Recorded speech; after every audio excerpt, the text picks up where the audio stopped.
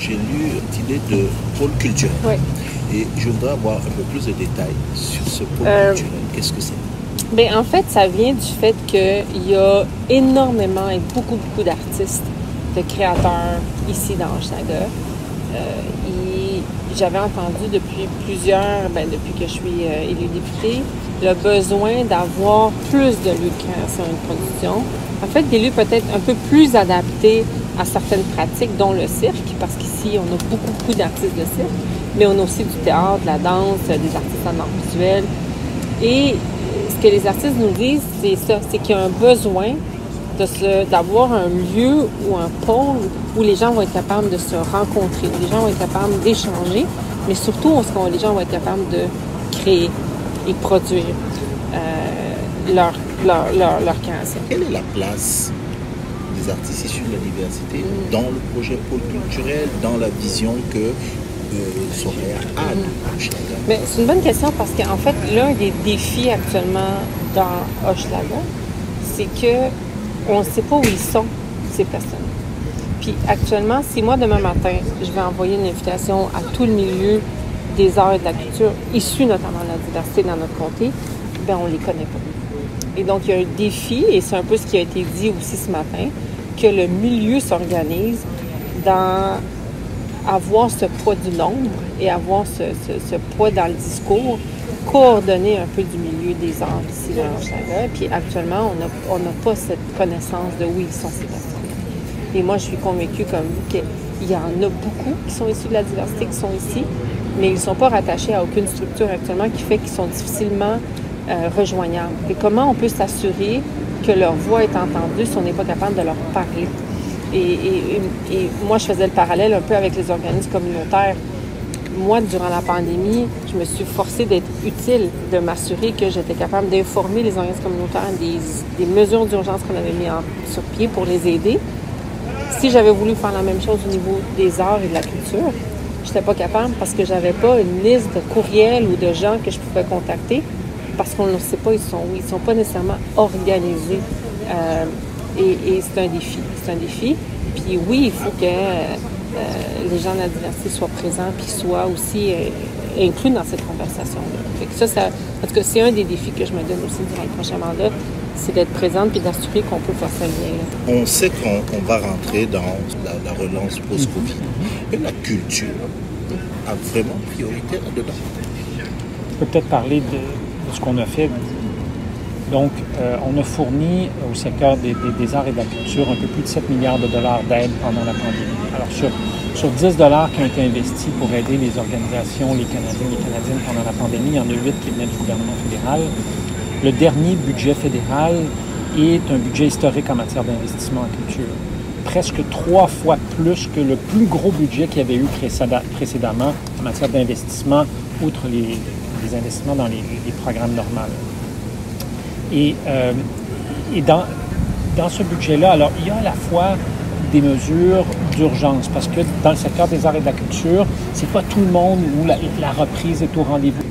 On a prévu donc de poursuivre les mesures d'urgence, mais il y a certaines catégories du secteur des arts et de la culture où on peut parler de relance. Alors on a prévu des mesures pour la relance également.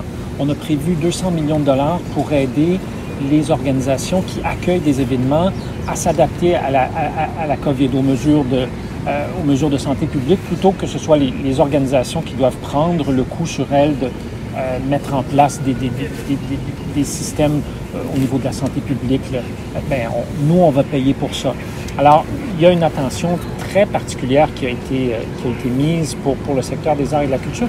Et j'en rajouterai une couche. Une attention particulière aux organisations issues de la diversité et aux artistes issus de la diversité, parce que ce dont on s'est rendu compte dans la première phase d'aide de la COVID, donc au printemps 2020, c'est qu'il y a beaucoup de gens qu'on ne finance pas. Quand je dis on, c'est Patrimoine canadien, c'est le Conseil des arts, c'est Téléfilm. Et ce qu'on a décidé de faire à ce moment-là, c'est de réserver 40% du budget d'urgence pour des organisations que nous n'avions jamais financées auparavant, en reconnaissance de cette déficience-là de notre système, et on poursuit de cette façon-là avec les mesures d'urgence et les mesures de relance. Je voudrais vous amener vers le deuxième thème, c'est l'environnement.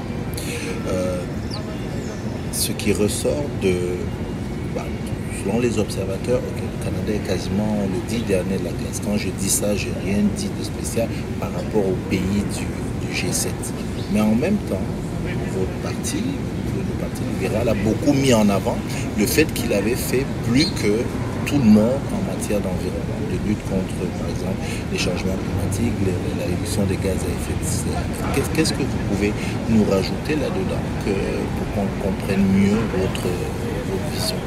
En fait, votre premier commentaire donc, sur le fait que nous sommes derniers dans les pays du G7, il y a une nuance importante. Nous sommes effectivement le seul pays du G7 où les émissions de gaz à effet de serre ont augmenté de 2018 à 2019. Pourquoi? Bien, d'abord, elles ont augmenté très faiblement, mais c'est vrai qu'elles ont augmenté. Il faut comprendre que lorsqu'on arrive, nous, en 2015, nous héritons d'un passif environnemental très important, qui est 10 ans d'inaction du gouvernement un peu, et que les émissions sur l'horizon 2030 sont que le Canada va dépasser les niveaux de 2030, et là, on est très loin de la réduction, mais dépasser de 12 à 15 %. Alors, avant de pouvoir commencer à réduire les émissions sur une base annuelle, on doit se débarrasser de ces dizaines de millions de tonnes-là que les conservateurs nous ont laissées. C'est exactement ce que nous avons fait. Nous sommes sur la voie de la réduction des émissions de gaz à effet de serre, mais il reste beaucoup de chemin à faire. Et il y a une ONG internationale qui se nomme Energy Policy Tracker qui a fait une revue de tous les plans de relance des pays du G20, et notamment d'un point de vue, est-ce que ces plans de relance-là sont verts? Et le Canada arrive au 2e rang du G20. Donc, nous sommes le 2e pays qui investissons le plus, pas par tête de pipe, au total, en matière d'investissement vert. Donc, on dépasse les États-Unis, l'Allemagne, la France dans nos investissements dans la relance verte. Mais il reste encore beaucoup de travail à faire au Canada sur cette question-là. Moi, je suis venu en politique exactement pour faire ça. Je pense que nous avons commencé à prendre un virage important. On a mis en place un prix sur la pollution qu'on a dû défendre jusqu'en Cour suprême contre des provinces canadiennes qui voulaient nous empêcher de le faire. Et je dois le dire, le Québec faisait partie de ces provinces-là. Le Québec s'est joint à l'Ontario et à la Saskatchewan et à l'Alberta pour tenter de nous empêcher de faire ça. Mais on a gagné en Cour suprême et on a décidé de continuer d'avancer sur ça et sur bien d'autres choses. Je pourrais vous donner beaucoup d'exemples, mais 300 projets de transport en commun sont en construction présentement au Canada grâce à des investissements fédéraux. Ça ne s'est jamais vu dans l'histoire du pays. Mais juste pour rajouter quelque chose, parce que pour Hochelaga, moi je dis souvent dans mon porte-à-porte, écoutez, on peut avoir le meilleur gouvernement avec le meilleur plan environnemental, mais il y a une conscience individuelle à avoir aussi sur l'impact que nous-mêmes on a dans la lutte au changement climatique. Transition énergétique va prendre du temps, puis si on veut l'accélérer, il faut que tout le monde aussi y contribue.